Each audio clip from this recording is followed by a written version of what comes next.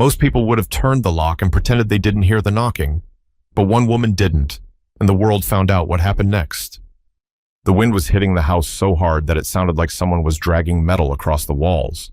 Snow wasn't just falling, it was piling sideways, sticking to the windows until Mariana Cole could barely see past her own reflection. It was close to midnight in rural Montana, the kind of night when even the highway goes silent and every neighbor disappears behind locked doors. Mariana stood in her kitchen, wearing a thick sweater with a stain on the sleeve she hadn't bothered trying to fix. Her 11-year-old son, Drew, was upstairs, finally asleep after complaining that the power kept flickering. She tried to warm her hands around a mug of instant coffee, even though it had already gone cold. The wood stove in the living room was the only thing keeping the house from turning into a freezer. She wasn't expecting anything, not visitors, not phone calls, definitely not this. The first knock wasn't even a knock. It was more like someone hitting the door with the side of their arm. Then came another harder this time. Mariana froze, not terrified, but alert, the way single parents get when they know there's nobody else to rely on. She whispered to herself, "Not tonight. Please, not tonight." The knocking came again, rapid and desperate. She walked toward the door slowly, each step loud against the old wooden floor. The house was small, 2 bedrooms, 1 bathroom, and walls thin enough that Drew could hear everything if he wasn't in such deep sleep. She glanced toward the stairs anyway, just in case. "Who is it?" she called out, trying to sound firm. A voice answered, but the wind almost tore it away. "We need help." She couldn't even tell how many people were outside. She peeked through the small window beside the door, but all she saw was darkness and moving shapes. Not animals, not one person, multiple. Her heart kicked harder. Another voice yelled, "Please, someone's gonna freeze out here." Mariana's first instinct wasn't kindness. It was fear. Not the dramatic kind, just the logical kind any woman living alone would feel when strangers show up in the middle of a storm. She reached for her phone, but the screen flashed a warning, no service. Of course. She kept the chain lock on and opened the door just an inch. The cold slapped her across the face, sending a burst of snow into the hallway. Standing outside were men, lots of them. Their jackets were covered in ice, and their beards held frozen breath. Some didn't even have gloves. Behind them, she could barely make out motorcycles tipped over in the snow, half buried like abandoned toys. A man closest to the door tried to smile, but his lips were shaking too hard. "Ma'am," he said, voice cracking, "we're not here for trouble. Our bikes slid out. The road's shut down. The gas station in town is locked up. We need heat before someone passes out."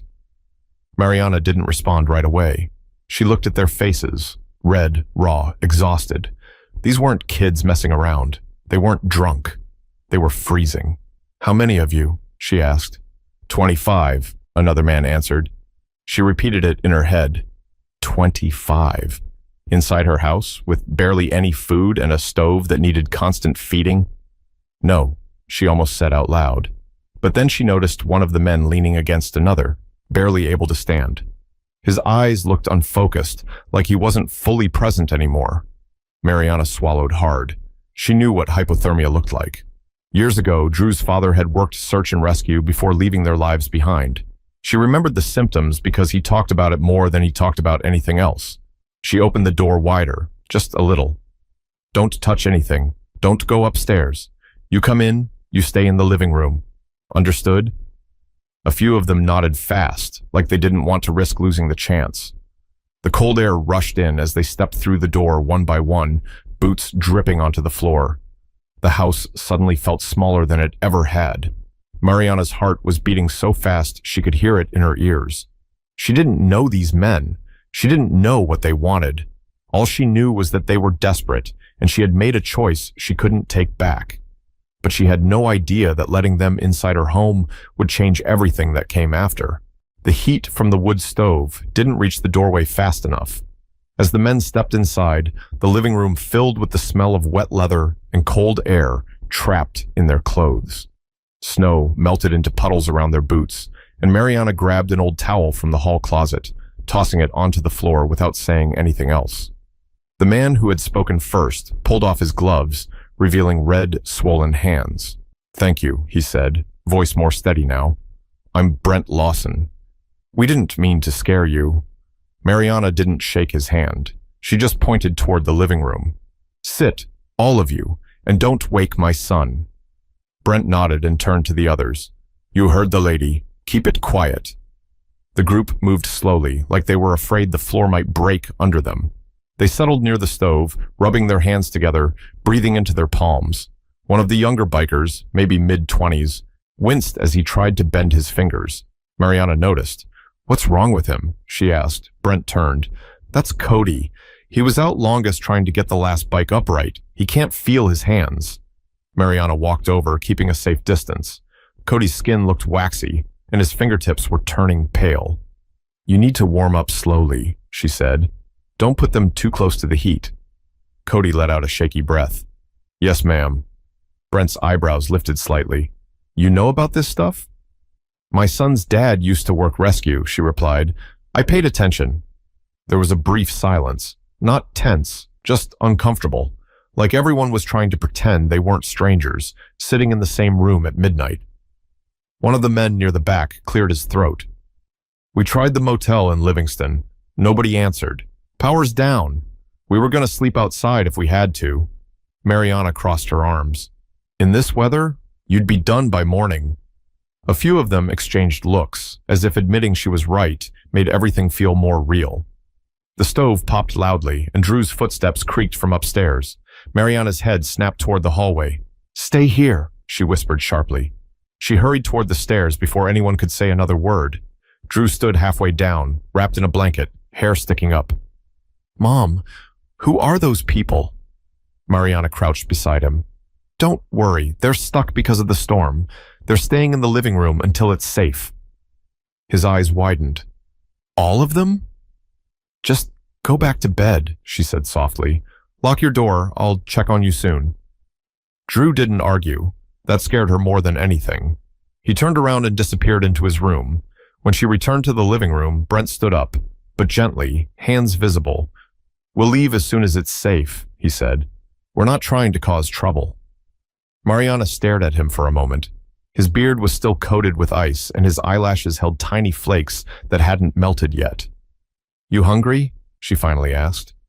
A few men looked up, almost surprised by the question. We've got some jerky in our bags, Brent replied. We're fine. That wasn't the question, she said. I don't have much, but I can make something. Cody tried to smile. Anything warm would help. Mariana walked into the kitchen, opening cabinets she already knew were nearly empty. A box of pasta, half a jar of sauce, a loaf of bread starting to go hard on the edges. It would have to do.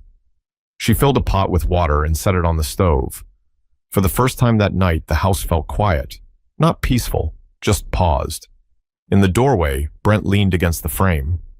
You really didn't have to let us in, he said quietly. Mariana didn't turn around. She watched the burner flicker as the flame caught. Yeah, she answered, but leaving you out there wasn't an option either. Brent exhaled slowly, like he'd been holding his breath since the storm started. We won't forget this, he said. Mariana didn't reply. She just kept stirring the pot, pretending her hands weren't shaking. But the longer the night went on, the more she realized the danger wasn't only outside, because trust doesn't come easy when strangers are sitting in your living room. The pasta didn't stretch far, but nobody complained. Mariana served it in mismatched bowls, some ceramic, some plastic, because that's all she had. The men ate slowly, like their bodies were still catching up to the fact that they were safe and warm. The living room lights flickered again, and everyone paused in the same instant, waiting to see if the power would disappear for good. When the bulbs steadied, a few men let out breath they didn't realize they were holding. Cody leaned back against the couch cushions. This is the best meal I've had in weeks. Mariana raised an eyebrow. That's either a compliment or your cooking standards are low. A couple of them chuckled, not loud, just enough to take the sharp edge off the moment. Brent sat nearest the stove, stretching his hands toward the heat, but keeping a respectful distance. We were riding through from Billings, supposed to stop in Spokane by morning. Didn't think the storm would hit like this. Mariana folded the dish towel in her hands. Storm warnings have been on the radio for 2 days. We don't listen to the radio much, another man said. His name was Vaughn. He had a scar above one eyebrow and a voice that sounded like gravel. "So you decided to ride across Montana in a blizzard without checking the weather?" Mariana asked. Vaughn shrugged. "We've made worse choices." The honesty caught her off guard. She almost smiled, but stopped herself. From upstairs, a soft thud sounded, followed by silence. Brent noticed her glance toward the hallway. "You want us gone?" he said. It wasn't a question. Mariana didn't answer right away. She rinsed bowls in the sink, keeping the faucet low so the pipes wouldn't shake.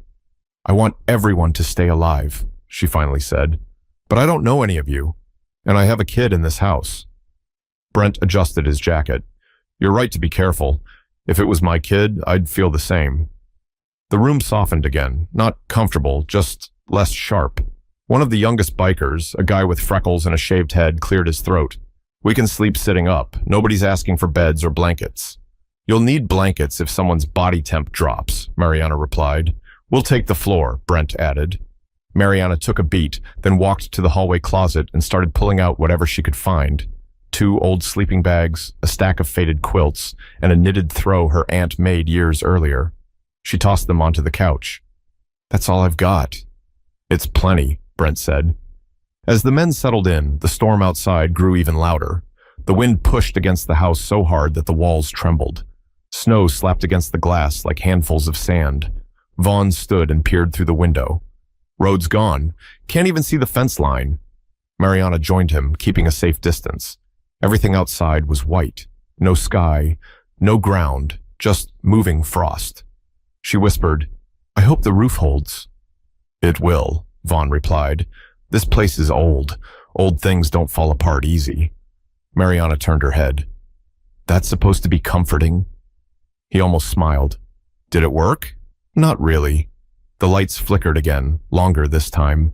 Cody's eyes darted toward the stove. "If the power goes, can that thing keep us warm?" he asked. "As long as I have wood," Mariana said. Brent straightened.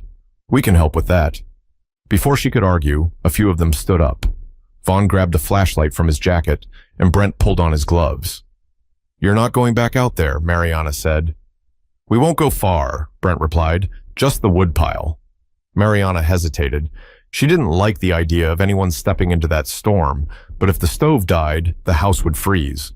"Fine," she said, "but you stick together. No wandering." Brent held her gaze for a moment. "You have my word." The door opened, and the wind punched into the house like a living thing.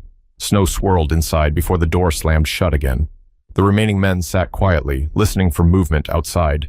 Minutes passed, then footsteps returned, heavy and fast. Brent and the others burst back inside, covered in snow but carrying armfuls of wood. Vaughn shook off his jacket. "Your woodpile was buried. We dug until we found it." Mariana didn't know what to say. Her throat felt tight. "Thank you," she finally whispered. Brent set the wood down near the stove. "We're not here to take anything from you." She met his eyes. "I hope that stays true." The storm raged through the night, but the house held firm, and so did the unspoken agreement between them. But as the hours stretched on, Mariana realized surviving the night was only the first problem. Because trust has a way of turning into something far more complicated when morning comes. By 3 a.m, most of the men had fallen asleep sitting upright, their heads resting against the backs of chairs or slumped forward with arms crossed. The wood stove crackled steadily, casting a warm orange glow across the room. Shadows stretched across the walls, making the space look smaller, tighter, almost like the house was breathing with them. Mariana sat at the edge of the kitchen table, too alert to sleep. Every sound pulled her attention. The shifting of boots on the floor, the stove popping, the wind battering the siding. She kept her eyes on the living room, watching strangers sleep under blankets that once belonged to her son. Brent was still awake. He sat near the stove, elbows resting on his knees, staring into the flames like he was trying to replay the last 12 hours and make sense of how they got here. "You don't sleep much, do you?" he asked quietly. Mariana didn't move. "Not when my house is full of people I don't know." Brent gave a slow nod. "Fair enough." For a moment, neither spoke. The heat murmured through the room. Drew hadn't made a sound upstairs, which was both a relief and a weight pressing on Mariana's chest. She took a breath. "How long have you been riding with them?" "Since I was 19, Brent replied. "Used to be different back then." What changed? He rubbed the back of his neck, thinking. People think they know us because of what they've heard, but most of us, we're just trying to stay alive like anybody else. Mariana raised an eyebrow. That's supposed to make me feel better? Brent almost smiled, but it faded fast. No, I'm just saying things aren't always what they look like. Across the room, Vaughn shifted awake and sat up slowly, stretching his back. He noticed Mariana watching him. Sorry, he muttered. Didn't mean to doze off. You're fine, she said. Just try not to snore. Cody, half asleep on the rug, mumbled, Too late for that. A few quiet laughs slipped through the room before settling again. Brent leaned back against the wall. You live out here alone with your boy? Mariana hesitated. I work part-time at the clinic in Livingston. We don't have anyone else around. Not anymore. Brent didn't push, but his eyes softened. That's a heavy load. It's life, she said simply. Vaughn rubbed his hands together. You ever think about leaving? Moving somewhere with less snow and more people? Sure, Mariana answered. But leaving costs money. Staying costs patience. I'm better at the second one. Silence filled the room again, but this time it wasn't tense. It felt like everyone understood something without needing to say it. The stove crackled louder, and Brent glanced toward the window. Storm slowing down. Mariana checked the glass. Snow was still falling, but now it drifted instead of slamming sideways. Sun should be up in a few hours, she said. Cody pushed himself up, wincing a little less than before. If the roads are clear, we can move out. Won't bother you any longer. Mariana shook her head. Clear roads or not, nobody's leaving until the temperature comes up. I'm not letting anyone freeze after making it through the night. Brent smiled softly. Didn't think you'd care this much. Mariana met his eyes. Don't read too far into it. I just don't want anyone dying in my yard. A few of them chuckled again, but it wasn't forced. It felt human, almost normal. Vaughn stretched his legs. We can help with breakfast. We're not completely useless.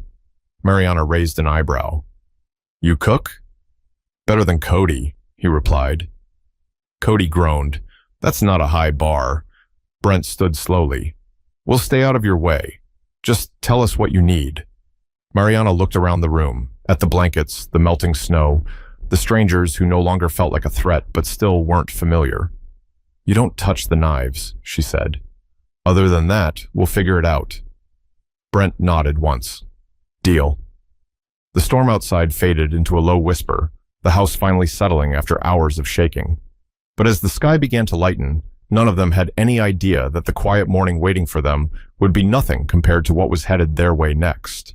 By the time the first gray light slipped across the snow-covered yard, the wind had finally calmed. The storm hadn't stopped, but it had softened into a steady fall, quiet enough that Mariana could hear her own thoughts again. The men were awake now, stretching stiff muscles and brushing dried ice from their jackets. Cody's hands had regained most of their color, and Vaughn was organizing the blankets into a neat pile without being asked. Mariana stood at the kitchen counter, slicing the last of the bread into thin pieces. She wasn't sure if it would be enough, but something warm was better than nothing. Brent stepped quietly into the kitchen. We can help with that. Mariana shook her head. You've done enough. He leaned against the doorway, not crossing the line she'd made clear. We'd still like to earn our keep. She hesitated. Fine. Toast these on the stove, but don't burn anything. Brent smirked. No promises. When the bread began browning, the smell drifted through the house, waking Drew before Mariana could go check on him. He came downstairs slowly, still wrapped in his blanket, stopping when he noticed all the men watching him. Brent stepped back, giving him space. Morning, kid. Drew looked at his mom for reassurance. Mariana nodded. They're leaving soon, she said gently. It's all right. Drew swallowed and walked into the kitchen, sliding into a chair. Can I have some? Of course, Mariana answered, placing a slice on a plate. Cody tried to wave at him with his bandaged hand. Sorry if we scared you last night. Drew didn't speak, but he gave a small nod. Breakfast was simple. Toast, heated canned soup, and water warmed in a pot. But the room felt lighter than it had hours ago. The men talked quietly among themselves, discussing routes and weather patterns like they hadn't just lived through a night that could have ended badly. After they finished eating, Brent helped stack the bowls in the sink. We'll head out once the road looks safe, he said. We don't want to overstay. Mariana dried her hands on a dish towel. Overstaying would have been banging on my door again tonight. This, she gestured around the room, was surviving. Brent nodded gratefully. Still, we owe you. Vaughn started gathering firewood into a neater pile. We'll clear the driveway before we go. Last thing you need is getting stuck if something happens. Mariana blinked. You don't have to. We want to, Vaughn interrupted, adjusting his gloves. Before she could argue again, the men pulled on their jackets and stepped outside. The cold hit them, but compared to the night before, it felt almost forgiving. Mariana watched from the doorway as they shoveled snow using old tools she kept in the shed. They moved fast, working together without needing to speak. Within an hour, her driveway was clear, and the path to the road was visible again. Brent knocked lightly on the doorframe. We're going to get moving. Mariana looked at the group, faces no longer red and frozen, but alive and steady. Take care of yourselves, she said. Cody smiled. You too, ma'am. Brent pulled on his helmet, but paused before fastening it. We don't forget people like you. Mariana crossed her arms. Just keep your promises to whoever's waiting for you. Brent gave a single, thoughtful look. Not dramatic, just real, and joined the others. The engines started one by one, low and controlled, nothing like the roaring pack she expected. They didn't rush. They didn't tear out of the driveway. They left carefully, almost respectfully, fading into the quiet, snowy road. Mariana stood there long after they disappeared, breathing an air that felt too still. Drew stepped beside her. Are they coming back? She placed a hand on his shoulder. No, she said softly. That was the end of it. But even as she spoke, a small uneasiness tugged at her chest. Not fear, just the strange feeling that life had shifted in some direction she couldn't see yet. She closed the door and locked it, thinking the chapter was finished. But sometimes, the things we think are over are only waiting for the right moment to return, and this wasn't the end of anything. The house felt strangely empty once the last motorcycle faded into the distance. Mariana closed the curtains and tried to pretend everything was normal again, but normal didn't return as easily as she hoped. The living room still smelled like smoke and leather, and the blankets they used were piled on the couch, waiting to be washed. She moved through the house slowly, picking up bowls, wiping the counters, doing the kinds of chores people do when they're trying not to think too hard. Drew sat at the kitchen table with his cereal, staring at the window like he was waiting for something to reappear. You're quiet, Mariana said. Drew stirred his spoon. It's weird that they're gone. You didn't even know them, she reminded him gently. Yeah, but it feels like the house is too big now. Mariana didn't respond. She understood more than she wanted to admit. By mid-morning, the sky had turned a dull white, and the town plow truck crawled slowly down the road toward Livingston, clearing what was left of the storm's path. It should have made her feel better. Instead, she kept checking the window like someone might be walking up the driveway again. She tried turning the TV on for background noise, but the satellite wasn't receiving a signal. The cell phone still showed no bars. Isolation wasn't new to her. Living in Montana meant entire days without visitors, but something about today felt different. At around 10, she heard the crunch of tires on snow outside. Her stomach tightened. She moved to the front window and pulled the curtain just enough to see a beige pickup truck stopping near the end of her driveway. It was her neighbor, Warren Hayes, from 2 houses down, one of the only homes within a mile. He stepped out wearing a heavy jacket and waved. Mariana opened the door. Morning, she called. Warren walked up halfway. Heard the plows finally came through. You doing all right out here? We're fine, Mariana replied. You lose power? Off and on. Warren nodded slowly, then lowered his voice. Heard a rumor that some bikers came through last night. Mariana's shoulders stiffened. Who told you that? Guy who runs the gas station in town, Warren said. Said someone saw a bunch of bikes tipped over near the highway. Mariana kept her face neutral. They needed a place to warm up. They're gone now. Warren scratched his chin. You let 20-something strangers in your house? I didn't have much of a choice. Warren sighed. Montana's a hard place to live soft. Mariana narrowed her eyes. What's that supposed to mean? He raised his hands. Not judging, just saying folks talk. And when they talk, they add pieces that weren't there. She crossed her arms. Well, nobody needs to add anything about me. Warren nodded. I'll keep it quiet. Just wanted to check on you. Mariana softened slightly. Thanks. He headed back to his truck, but paused before getting in. If anything weird happens, call me. I'm only 5 minutes up the road." "All right," she said. The truck pulled away, leaving the road empty again. Drew came to the doorway. "Mom, why would people talk about us?" Mariana closed the door gently. "Because people like stories more than truth." Drew frowned. "Are we in trouble?" "No," she said firmly. "We helped, that's all." He nodded, but his eyes didn't relax. The afternoon crawled by. Mariana washed blankets, swept the floors, and tried to settle the strange feeling sitting in her chest. The house was quiet, too quiet, and the silence felt like it was waiting for something. At around 4, Drew was upstairs doing homework when Mariana stepped outside to shake out a rug. The air was colder again, sharp enough to bite her fingertips. That was when she heard it. Not an engine, not one motorcycle, dozens. The sound was distant at first, low, steady, and growing. Mariana turned toward the highway, confusion tightening into disbelief. More engines joined, then more. The ground vibrated beneath her boots. She stepped backward toward the door, her breath turning short and fast. The road that had been empty all morning was now filling with motorcycles, row after row, stretching farther than she could count. Not roaring, not racing, just arriving. Mariana's hand trembled as she reached for the doorknob. But what was coming toward her wasn't fear. It was something so massive and unexpected that even the storm couldn't compare. Mariana backed into the house and shut the door, but she didn't lock it. She just stood there, listening as the sound outside grew louder and deeper. Not chaotic, just steady, like a heartbeat spreading across the valley. Drew rushed down the stairs. "Mom, what's happening?" She didn't answer right away. She walked to the window and pulled the curtain back just enough to see. Motorcycles lined the entire road, rows stretching so far that the end disappeared around the bend. Riders wore heavy jackets patched with symbols she didn't recognize, and every single bike was parked with the engine shut off. Not one person was shouting. Nobody was moving toward her house. They just stood beside their bikes, quiet, waiting. Drew's voice shook. "Are they here for us?" Mariana swallowed. "Get back upstairs." "But—" "Now, Drew." He hesitated, then turned and hurried up the steps. She took one slow breath, then opened the front door. The cold hit her face, but she barely felt it. Every rider within sight turned their attention toward her, not hostile, just focused.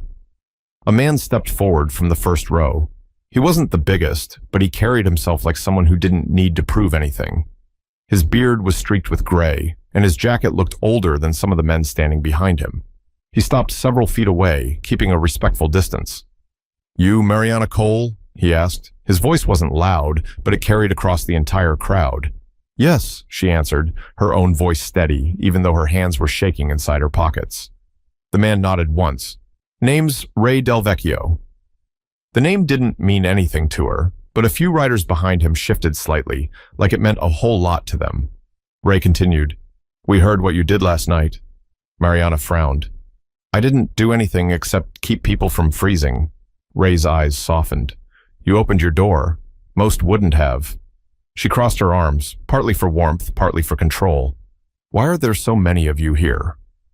Ray took a slow breath. "Those 25 men you helped, they're part of us. Word traveled fast. Some rode all night to get here." "That doesn't explain this," she said, motioning toward the endless line of bikes. Ray didn't get defensive. He just nodded slowly.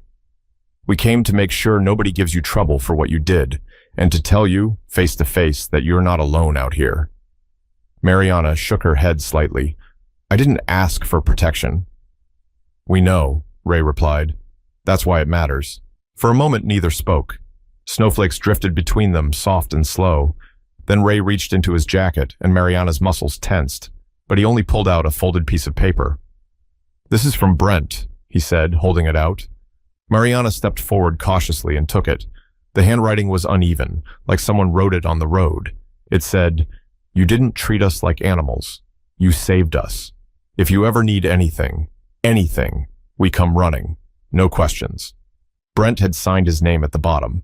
Mariana folded the note, her throat tight. "I didn't do it for a thank you." Ray nodded. "That's why you're getting one." Behind him, more motorcycles rolled in quietly from the distance, adding to the long line already stretching across the road. It wasn't loud. It wasn't wild. It was something else entirely. Organized. Intentional. Ray stepped back a few feet. We'll be gone soon. We're not here to crowd you or scare your kid. Just needed you to know you're seen. Mariana didn't know what to say. The wind tugged at her coat, and she pulled it tighter. Ray gave a small nod. One more thing. She waited. You ever need help, whether it's a broken fence or something bigger, you call the number in that note. Someone will answer. Doesn't matter what time it is. Mariana stared at him. Why would strangers do that? Ray's expression didn't change. Because you didn't treat us like strangers. He turned and walked back toward his bike. As he did, every rider followed his lead, mounting their motorcycles without a single signal spoken aloud. Engines started, not roaring, but steady, rolling away in long, organized rows. Drew appeared at the window upstairs, watching with wide eyes as the road slowly emptied. Within minutes, the crowd was gone, leaving only silence and tire tracks cutting through the snow. Mariana stood alone on the porch, the note still in her hand, unsure whether to feel relieved or overwhelmed. But what she didn't realize yet was that their visit wasn't the real ending. It was only the beginning of how her small act would ripple through lives far beyond her own. Mariana closed the door slowly, like shutting it too fast might erase everything that just happened. The house was quiet again. No engines, no voices, no strangers breathing warmth into the walls. Drew came downstairs, stepping softly as if the floor might make noise it shouldn't. Are they really gone? He asked. Mariana held up the folded note. Yeah, they're gone. Drew stared at it. What did it say? She handed it to him without speaking. Drew read it silently, then looked up with a confused kind of seriousness only kids have. They want to help us? Mariana gave a half shrug. Looks that way. He studied her face. Are you scared? She took a moment before answering. I don't know what I am. Drew sat beside her. I'm not scared, he said, though his voice wasn't fully confident. She placed an arm around his shoulders. You don't have to pretend. They sat in silence for a few seconds, just listening to the house settle. The wood stove crackled softly, and the leftover warmth wrapped around them like a blanket that didn't quite reach the edges. Later that afternoon, Mariana stood outside, sweeping the front steps. The air felt different. Not lighter, not heavier, just changed. The snow on the road was marked with hundreds of tire tracks, lines crisscrossing like someone had drawn paths without considering where they led. Warren's pickup appeared again, slowing to a stop at the end of the driveway. He rolled down his window. You all right? He called. Mariana leaned on the broom. Why does everyone keep asking me that? Because nobody's ever seen what happened today, he said. Not out here. She didn't argue. Warren stepped out of the truck and walked up a few feet. You need anything? We're fine. He nodded, but didn't move yet. My wife was talking about bringing you a casserole later, not because of the bikers, because the storm wiped out half the pantry. Mariana blinked. She doesn't need to do that. She wants to, he replied. Let people be decent sometimes. Mariana didn't say yes. She didn't say no either. Warren gave a small wave and walked back to his truck. Inside, Drew was sitting at the kitchen table, sketching something on notebook paper. When Mariana stepped in, he turned the page around. It was a drawing of motorcycles, dozens of them, lined up along a road. In the center was a small house, with smoke coming from the chimney. I wanted to remember, he said quietly. Mariana brushed her thumb across the corner of the page. It won't always feel this big. It already doesn't, Drew said. Last night felt bigger. She smiled a little. Yeah, it did. They spent the evening doing normal things, laundry, dinner, homework, dishes, but even simple tasks felt slightly off balance, like the house was still adjusting to being itself again. As the sky turned dark, Mariana stepped onto the porch one more time. The cold pressed against her coat, but she didn't move right away. She looked out at the road, now empty except for the fading tracks that would be gone by morning. She thought about Brent, about the frost in his beard and the gratitude in his voice. She thought about Ray, speaking calmly while hundreds waited behind him. She thought about every moment she could have closed the door, every instinct that told her not to trust a single person standing in the snow. She whispered to the air, "Why me?" There was no answer, just the wind brushing past her. Later that night, after Drew was asleep, Mariana sat at the kitchen table with the note unfolded in front of her. She traced the writing with her finger, not the words, but the pressure behind them. Someone had written this inside a moving vehicle, maybe half frozen, maybe exhausted, but certain. She looked at the phone sitting beside her. Still no service. It didn't matter. Something inside her had shifted. Not like a dramatic revelation, just a quiet understanding she couldn't ignore. She hadn't saved anyone because she was fearless. She wasn't fearless at all. She had been terrified the entire night.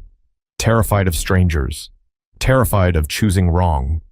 Terrified of what might happen if she opened the door and what might happen if she didn't. But she opened it anyway. The next morning, Drew found her making pancakes, real ones, not from a box, using the last of the flour. "You're up early," he said through a yawn. Mariana flipped the pancake onto his plate. Figured today could be normal. He sat down. "Do you think we'll ever see them again?" Mariana thought about it, not just the possibility, but what it would mean. "If we do," she said, "it won't be because they owe us. It'll be because people remember when someone treated them like they mattered." Drew nodded slowly. "Is that the lesson?" She smiled. "Maybe the lesson is that helping someone doesn't make you weak. It makes you human." He took a bite, chewing thoughtfully. "Do you think other people would have opened the door?" Mariana didn't answer right away. She stared out the window, at the snow, the fence line, the quiet road. "I don't know," she said, "but I hope they would." They finished breakfast in comfortable silence. As Drew gathered his school books, Mariana folded the note one last time and placed it inside a kitchen drawer, not hidden, just kept. Before closing it, she whispered, "Just in case." She didn't mean in case of danger. She meant in case she ever forgot who she was when fear tried to make her someone else. Sometimes the world tells you to shut the door. Sometimes survival feels like isolation. Sometimes people judge before they understand. But every now and then, kindness travels farther than the storm that started it. In the smallest choice, a bowl of pasta, a warm room, a door opened when it didn't feel safe, can reach people you may never meet. Not because you asked for anything, not because you wanted something in return, but because someone needed help and you didn't turn away. So if you're listening right now, remember this. You never know the size of the impact you're making when you do the right thing, even when nobody's watching. And if you've ever been helped by someone who didn't have to help you, pass it forward. Someone out there needs you more than you think.